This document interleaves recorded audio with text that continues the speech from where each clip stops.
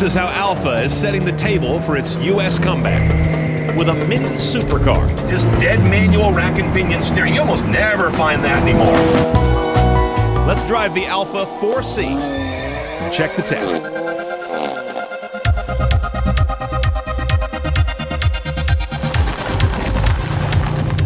Okay, anatomy of a supercar-ette. In the middle is a carbon fiber tub. That's where you sit. On either end are aluminum subframes. That's what connects you to the rest of the car. Behind you is the engine. Behind that, you're going to find a very small and the only trunk.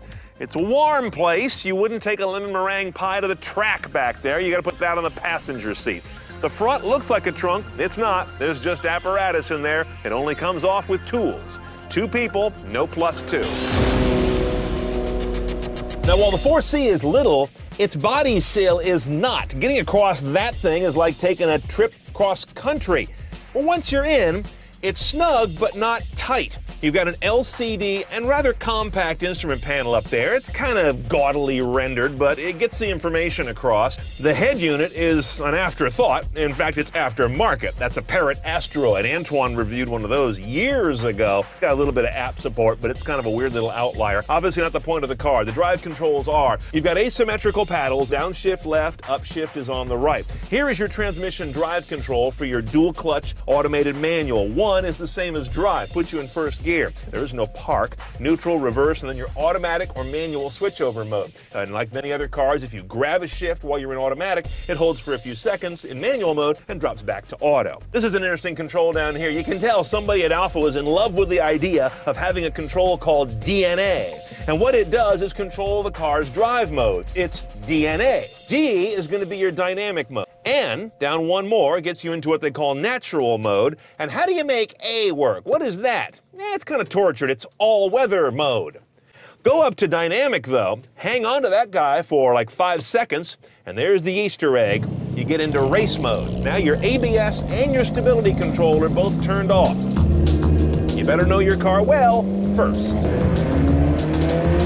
Huge part of the story on the 4C, of course, lies back here in the engine bay. Mid-engine car, rear-wheel drive, one choice on the transmission. It's a 6-speed dual-clutch automated manual. Now, the engine itself, 1750cc, inline-4, turbocharged, of course. It's also got direct injection and multi-port fuel injection. The idea is that each of those is better at different parts of the RPM range and driving load range, so the car will alternate back and forth and blend them.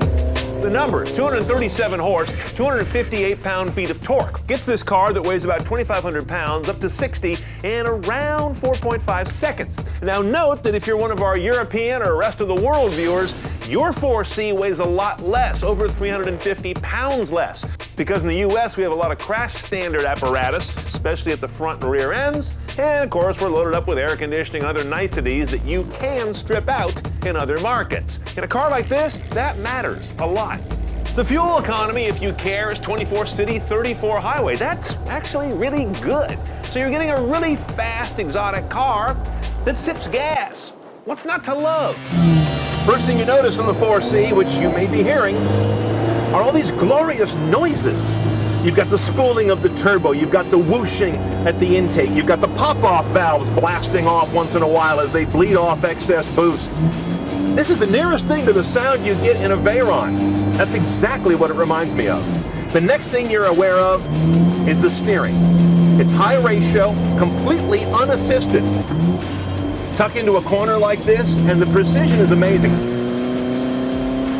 There is prodigious power here, but unless you keep it on the boil, you're very aware of turbo lag. It's not like it's not there, as either Alfa or some other reviewers will tell you.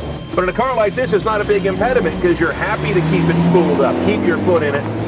Now, Alfa Romeo doesn't plan to come back to the US as a value brand, but they kind of have.